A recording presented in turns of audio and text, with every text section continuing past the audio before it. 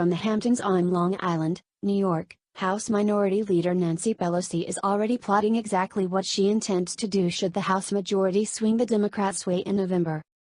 Instead of focusing on the needs of American workers and policy objectives for the United States on Labor Day weekend, Pelosi was spotted, along with Senate Democratic leader Senator Chuck Schumer, DNY, at a glorious gathering this Labor Day weekend in East Hampton hosted by Discovery Incorporated CEO David Zaslav. Per Politico's Playbook email, Pelosi and Schumer were hardly the only leftist stars at the power-studded event. Oprah Winfrey, the successful talk show host and potential 2020 Democratic presidential candidate, as well as media elites like Katie Couric, ABC's George Stephanopoulos, NBC's Savannah Guthrie, and The View co-host Joy Behar were there. It's not just media elites that Pelosi and Schumer were palling around with in the Hamptons this weekend. Also present, per Politico Playbook, was Goldman Sachs CEO and Chairman Lloyd Blankfein, who still has not faced any consequences for his role in the financial crisis of 2008 despite apologizing for doing things he admitted were wrong. Blankfein was not the only Wall Street banking executive present. His heir apparent, David Solomon, was there too. Venture capitalist Alan Patricof was at the party as well, per Politico. But Pelosi seems to think she has already won.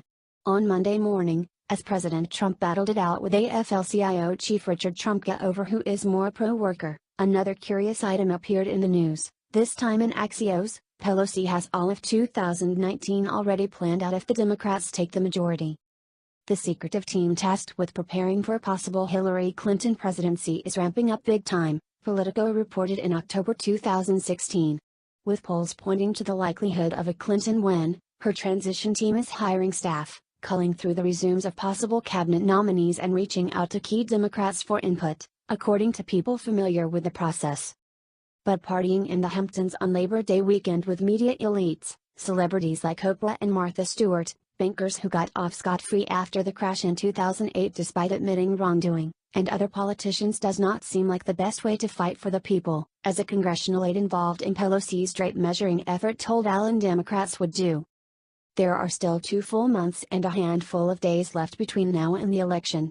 Pelosi may want to be more careful in her planning in case Republicans, as many of them like to say they will, defy history and hold the House majority.